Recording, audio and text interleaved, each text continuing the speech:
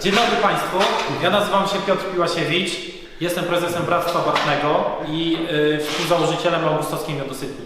Spotykamy się dzisiaj z Markiem Grabowskim, naszym głównym bartnikiem z Puszczy Świętokrzyskiej, aby zrobić wspólnie pierwszy po 250 latach miód pitny z miodu bartnego. Będzie to trójniak bartny, a żeby zachować procedury, żeby zachować kolejność wykonywanych czynności, oddaję głos dla Marka. Dobra, proszę Państwa, po kolei. Najpierw. No należy docenić, że nam się w ogóle udało zgromadzić tyle tego miodu, dzięki też bartnikom białoruskim, żeby tego miodu była bardzo. Druga sprawa. Zrobimy to tutaj w warunkach, mając koncesję na alkohol i będziemy mogli ten miód sprzedawać, także każdy, kogo tu zaznaczam, będzie na niego stać, bo to tanio nie jest, będzie sobie mógł tego średniowiecznego miodu spróbować. Miód zrobimy według tych XVI-XVII wiecznych procedur. Trójniak, tak jak tu Piotr powiedział. Więc jak to robimy? Otóż, proszę Państwa, do kadzi nalewano wodę. I nieważne ile tej wody, ważne, żeby złapać poziom tej wody. Piotrek, zaznacz tutaj patyczkę. Ponieważ ta woda podczas gotowania nam i tak jej nie ubędzie, zawsze będzie stała ilość tej wody. Dobra, najpierw powiem tak. Otóż czym to się, proszę Państwa, różniło? Trzeba powiedzieć o bartnictwie, zanim tutaj szybko to zrobimy, woda się musi zagotować. Otóż równie ważnym produktem był, proszę Państwa, wosk. I żeby uzyskać, proszę Państwa, tak miód, jak i wosk, należało to wszystko zagotować. Z lenistwa nikomu się nie chciało tego ani wyciskać, ani oddzielać. Bartnicy oczywiście mogli to robić, ale po co, skoro i tak to trzeba gotować. Podczas gotowania miód się w wodzie rozpuści i wosk się rozpuści. Wosk wypłynie na wierzch, miód zostanie, dając brzeczkę. Uzyskujemy wosk i miód. Ale czym ten miód będzie się różnił od miodów współcześnie produkowanych? Otóż, proszę Państwa, plaster wosku, ja to zaraz znajdę,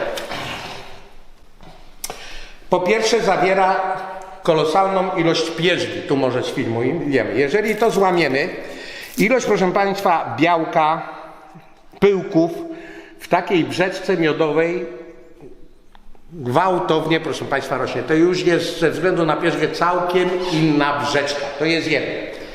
Druga sprawa polega na tym, mamy różne plastry. To są plastry białe, tylko wosk, który produkują pszczoły, jest woskiem naturalnym oczywiście z barcia. Natomiast o co tu chodzi? Wosk produkowany jest tak naprawdę biały. Natomiast pszczoły przed zalaniem komórki miodem pokrywają go kitem pszczelim w celu zabezpieczenia przed bakteriami, żeby on się, proszę Państwa, nie psuł. Także tu oczywiście w takim jasnym wosku tego kitu jest mało. Natomiast już jeżeli weźmiemy plaster przepszczelony, to się nazywa, tu za każdym wylęgiem pszczoły jest nowa warstwa kitu. Aż to, proszę Państwa, taki plaster robi się czarny. On jest, proszę Państwa, od prypolisu. Ten prypolis również podczas gotowania część tych związków zostanie w tej brzeczce, dając dodatkowe wartości zdrowotne. Otóż mamy teraz już zaznaczony, proszę Państwa, poziom wody. Dorzucając teraz tu te plastry, oczywiście zacznie nam ten poziom rosnąć. Będziemy się starać dorzucić dotąd, ażeby, proszę Państwa, żeby był trójniak, to są dwie części, proszę Państwa, wody na jedną część miodu. Więc walimy, proszę Państwa, te plastry do tego kotła. No powiedzmy, że to tyle ma być.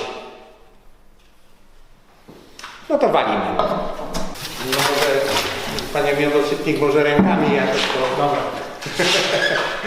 Zasady kasapy. Otóż, proszę Państwa, były dwa gatunki miodu praktycznie. Miód ciemny i miód jasny. Miód jasny, proszę Państwa, był droższy niż miód ciemny. Przy czym miód ciemny uzyskiwano można było uzyskać na dwa sposoby. Miód ciemny uzyskiwano albo z chreczki, czyli z miodów gryczanych i miodów spadziowych, albo, proszę Państwa, miód podczas wytapiania, niektórzy bartnicy wytapiali wosk zanim sprzedali do miodosytni, ceniony. Natomiast cena miodu, kwarty miodu wynosiła bodajże złoty 20, natomiast kwarta wódki kosztowała złotówkę. I to wódki, proszę Państwa, importowanej. Jak się to zagotuje, przystąpimy do tak zwanego szumowania, ale chciałbym tu coś pokazać, może podejść. Otóż, proszę Państwa, miód, zobaczcie, ponieważ to nie ma chemii, nie ma nic, wszystko jest naturalne, zawiera również, proszę Państwa, tutaj larwę motylicy. Oczywiście niektórzy specjaliści specjalnie to wyciągają, robią sobie różne wyciągi i tego. No po prostu pokazuję tu, że to był całkiem inny, proszę Państwa, miód, całkiem inna brzeczka. Zaczynamy teraz proces Szumowania, czyli proszę Państwa, usuwamy szumowiny. Robimy to w ten sposób, robiono to w ten sposób i tak to robimy, że wszystko idzie w lniany worek. pakować wszystko. No wszystko to zbierzesz, nie? No tak. Dobra, teraz proszę Państwa, co robimy z tym i dlaczego? Teraz Trzymam? należy to, proszę Państwa, skręcić i całe to miodzio z tych szumowin wyciągnąć, to kręć ty, ja trzymam. Dobra. Z powrotem do kotła wycisnąć. Leci nam teraz, proszę Państwa, brzeczka, wosk, no i oczywiście te składniki zdrowotne, których normalnie byśmy nie uzyskiwali. Co mamy w kotle? Otóż, proszę Państwa, w kotle mamy wody tyle, co żeśmy tutaj patyczkiem zaznaczyli na patyczku. Mamy, proszę Państwa, teraz, jeżeli go zanurzymy do tej wysokości, bo mamy tu gdzieś dotąd mamy wodę, tu mamy miód i mamy jakąś tutaj warstwę wosku i teraz ten wosk musimy z tego kotła delikatnie usunąć i odkryć, że tak, żeby w kotle została nam tylko woda i miód.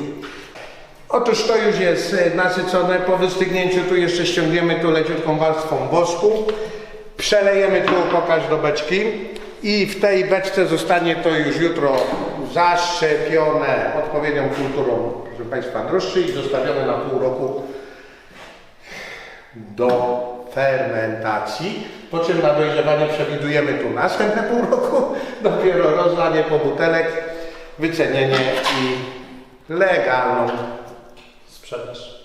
sprzedaż. No to jeśli chodzi tutaj o mnie, to byłoby na tyle. Reszta też. Reszta tutaj spotykamy się za rok i jemy miód.